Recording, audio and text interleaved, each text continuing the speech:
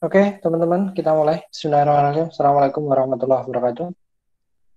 Waalaikumsalam warahmatullahi wabarakatuh. Waalaikumsalam warahmatullahi wabarakatuh. Oke, agendanya hari ini kita akan menyampaikan Project Management Science atau tugas manajemen sains ya, tugas besarnya. Kalau memungkinkan waktunya nanti kita bisa lanjut materi, kalau nggak memungkinkan berarti kita menyampaikan terkait project ini, karena nanti ada pembagian kelompok dan lain sebagainya ya. Oke, Project Management Science, kita sudah kuliah kurang lebih 8 kali pertemuan, materinya dari awal pengenalan manajemen sains, kemudian sampai linear programming, BEP ya, kemudian linear programming, maksimalisasi, minimalisasi, analisis sensitivitas, metode simplex, kemudian juga integer. Nah, mungkin ke depan masih ada metode transportasi, penugasan, arus jaringan, dan lain sebagainya, kemudian simulasi. Oke, ini adalah Project Management Science yang akan kita bahas. Berarti di project nanti, selama ini kita kuliah itu membahas kasus atau persoalan yang memang sudah ada kayak gitu ya, sudah ada di buku atau yang lainnya kayak gitu. Tapi dalam project ini nanti kalian melakukan studi kasus di bisa usaha, UMKM, atau UKM, atau bisa perusahaan, bisa lembaga, kemudian terkait dengan manajemen sains.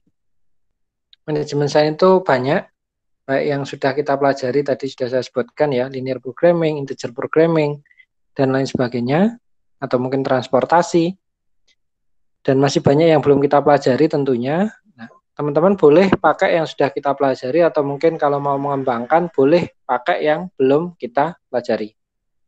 Kemudian studi kasusnya ini diutamakan sekitar rumah ya, karena kondisi pandemi dan lain sebagainya. Tapi kalau teman-teman sudah kerja, boleh di tempat kerjanya. Tapi memang nanti harus matching ya, antara kasus sama metode yang digunakan. Misalkan usahanya adalah usaha kelontong misalkan, kerjanya misalkan, atau supermarket lah, atau yang lainnya.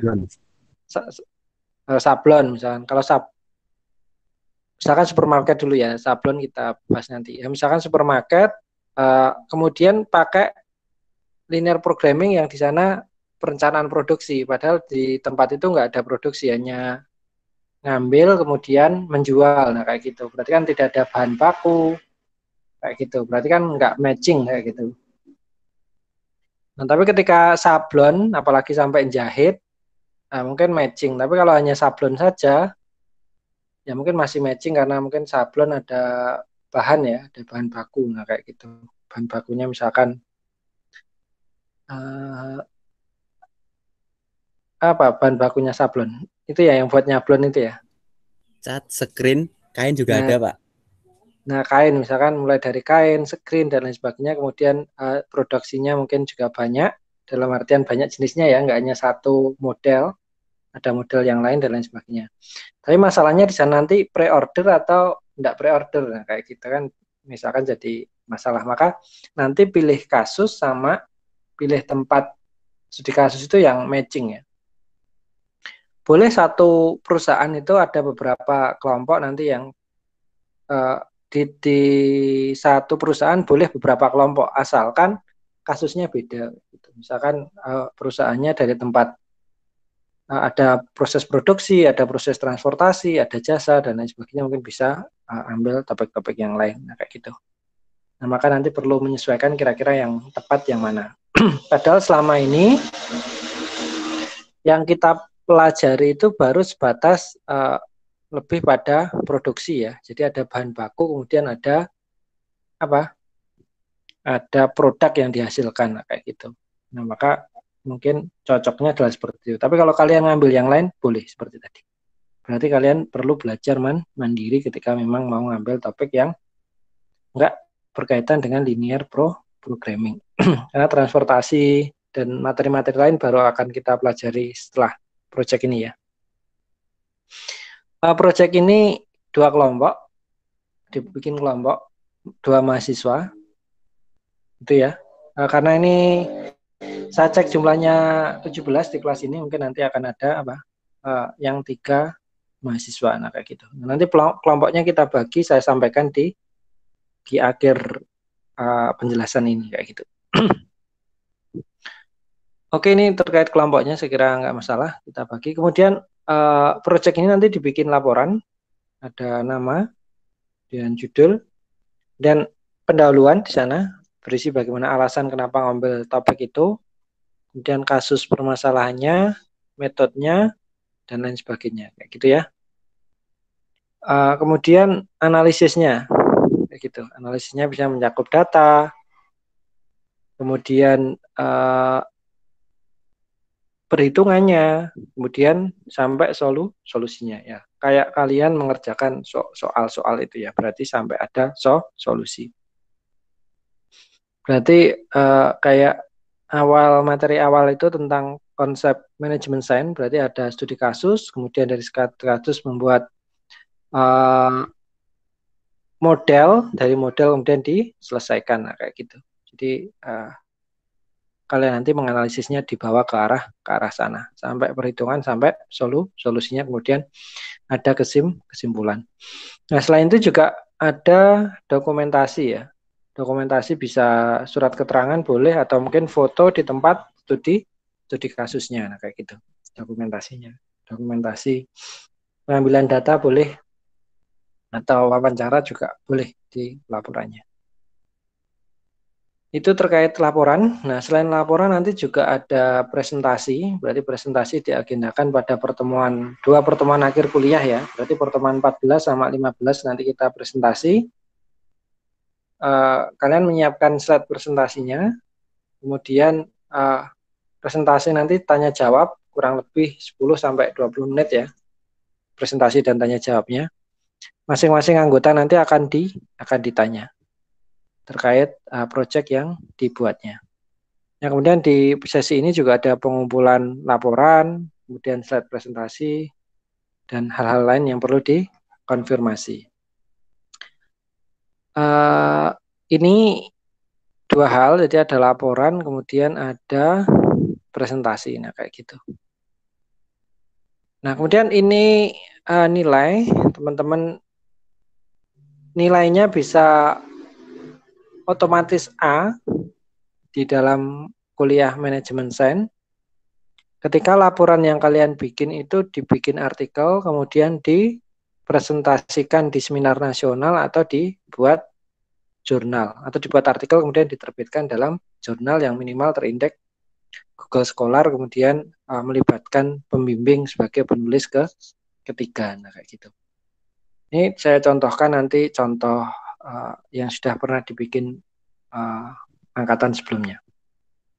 Ini contoh Google Scholar, saya kira teman-teman juga sudah paham ketika searching tugas dan lain sebagainya, biasanya juga mencari di Google Scholar, nah kayak gitu ya, atau scholar.google.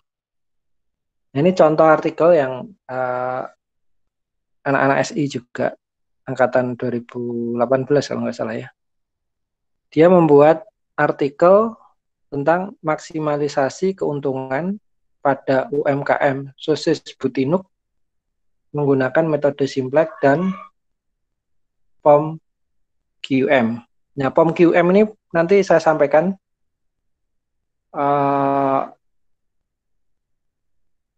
ini adalah simulasi, nanti saya sampaikan bisa jadi tidak di akhir ya, mungkin pertemuan selanjutnya boleh, biar nanti bisa kalian gunakan untuk mengerjakan proyeknya, atau mungkin juga menulis artikelnya. Modelnya kayak gini, ini penulisnya ada 3, kemudian saya sebagai penulis keempat, nah kayak gitu.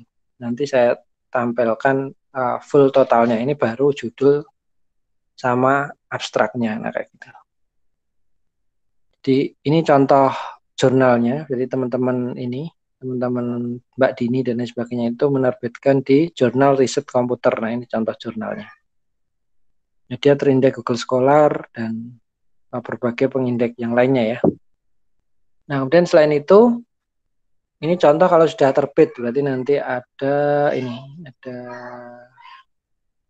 yang di sini nih ya teman-teman ya.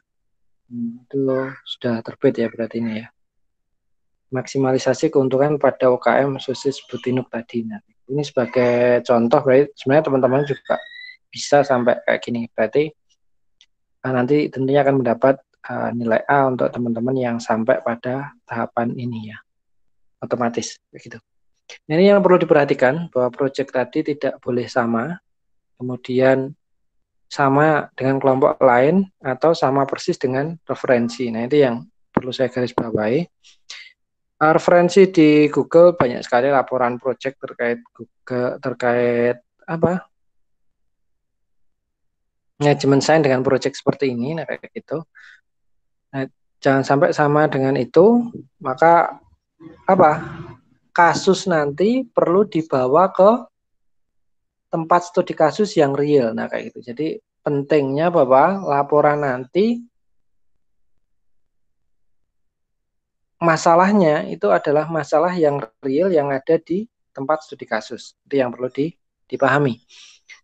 Ketika apa nanti nggak matching dengan tempat studi kasus atau nggak sesuai dengan tempat studi kasus atau nggak kasus nyata yang ada di sana, nah biasanya nanti waktu pengerjaan itu ada hal-hal yang ganjil lah istilahnya gitu, atau nggak matching, harusnya apa datanya besar tapi kecil dan lain sebagainya. Nanti teman-teman akan tahu lah kayak gitu. Waktu presentasi nanti itu akan diklarifikasi terkait proses pengambilan datanya seperti apa. Nah, kayak gitu. Di tempat studi kasus mungkin batasan itu akan sangat banyak, bahan baku itu akan sangat banyak.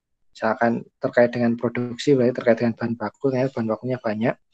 Maka ketika memilih atau hanya menyederhanakan ya, batasannya hanya ngambil 2, maka atau 3. Nah, itu tentunya menjadi kebijaksanaan teman-teman. Semakin banyak batasan atau semakin banyak sesuai dengan kondisi real yang ada di lapangan, itu tentunya akan semakin mendekati real ya. Modelnya akan mendekati nyata, nah kayak gitu, terhadap solusi akhirnya.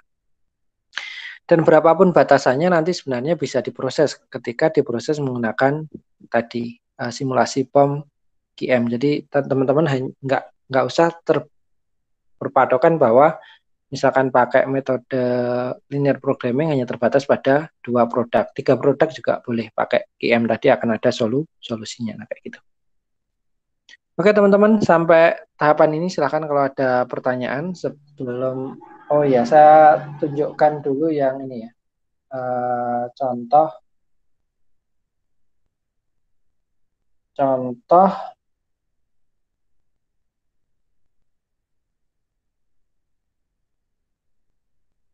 ini full naskahnya ya. Saya tes dulu punya. Sudah kelihatan ya, ini contoh artikel lengkapnya. Ini mulai dari pendahuluan, berarti tentang tadi, berarti ini sebagai contoh. Pendahuluan nanti berarti berisi tentang awalnya ya, permasalahan, kemudian dibawa ke tempat studi kasusnya itu seperti apa, kemudian apa itu linear programming dan lain sebagainya, gitu, dengan berbagai referensi.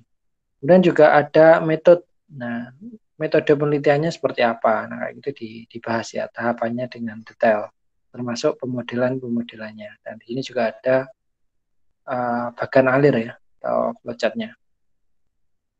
Kemudian hasil pembahasannya nanti juga dibahas ya, dalam pembuatan sosis itu Butinuk seperti apa, ada tabelnya ya, misalkan ada data bahan baku sostelnya itu apa saja, kemudian dari situ dibuat batasan-batasannya ya, terkait kebutuhannya, bahan baku sosis itu butuh seperti apa, kapasitasnya yang tersedia seperti apa, dan lain sebagainya.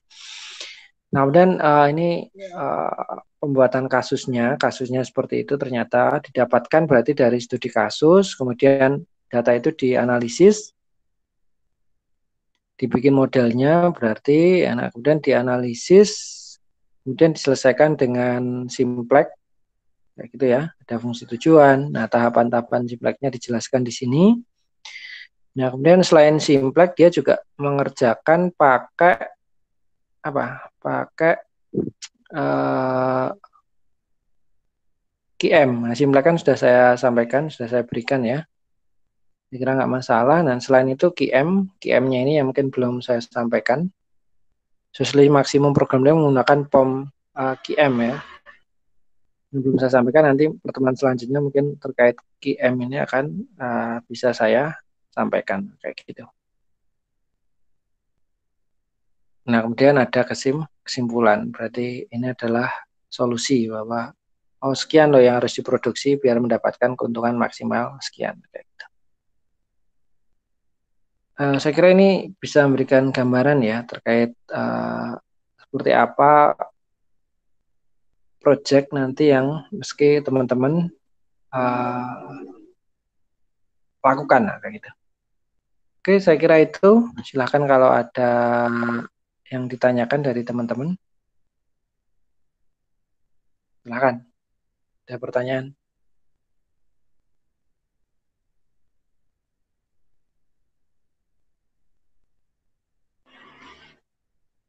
Silakan kalau ada pertanyaan.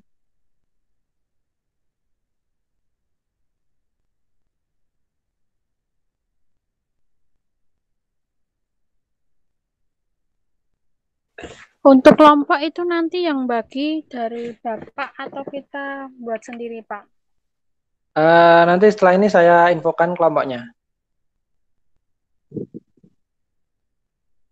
Nah, sebelum ke kelompok, silakan kalau ada pertanyaan, mungkin seperti apa nanti gambarannya, atau ada yang belum jelas, atau yang lainnya.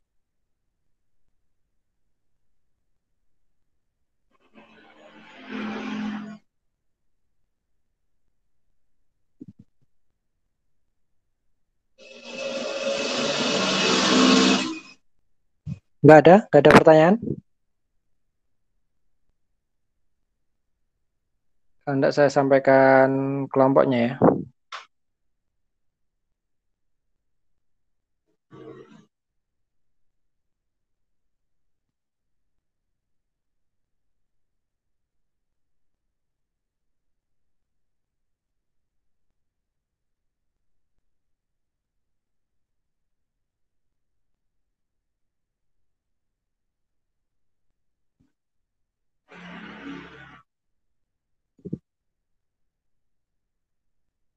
Oh ya, nanti tak share di e-learning ya, contoh artikelnya.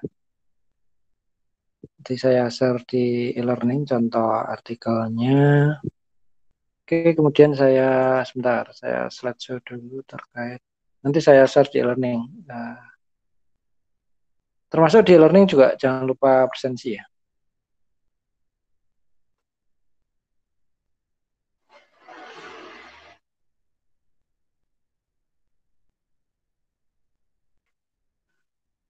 Ini teman-teman kelompoknya. Jadi saya urutkan presensi ya. Berarti kelompok 1 itu Widya Asri dan Widya Ari dan Animar. Kelompok 2 Arga Rifki dan Cahyaning. Kelompok 3 Kristiana dan Devani. Kelompok 4 Fahri dan Ita Wijayanti. Kelompok 5 Milenia dan Novita. Kelompok 6 Rian Eka dan Rian Hidayah. Kelompok 7 Sultan dan Tony. Kelompok 8 Yuda Kusuma, Yunita Wahyu dan Zainul. Nah, kurang lebih ini ada 8 kelompok. Berarti nanti kalau presentasi tiap sesi ada 4 presentasi di pertemuan akhir kuliah. Dari kelompok ada yang ditanyakan? Silakan. Dari kelompok.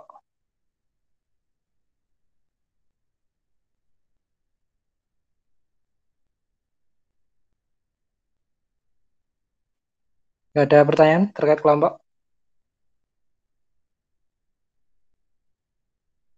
Halo? Tidak, Pak. Jelas ya? Oke. Jelas. Saya kira itu terkait kelompok, terkait proyeknya. Oke, ada pertanyaan lagi enggak sampai sini?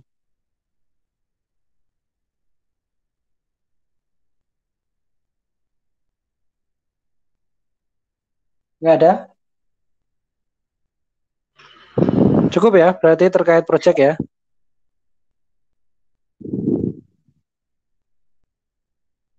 Saya Pak mau bertanya. Silakan. Pak, kalau ngerjain tugasnya itu pakai aplikasi kayak yang kemarin di video Bapak contohkan itu boleh nggak, Pak? Oh, boleh, boleh, Jadi pakai aplikasi boleh, Pak? boleh. Karena nanti Baik, kalau terima kasih, Pak. batasannya banyak, ya akan kesulitan ketika dikerjakan secara manual ya. Ya, Ada lagi? Termasuk di dalam artikel itu kan juga dikerjakan manual dan pakai aplikasi ya. Ada lagi pertanyaan?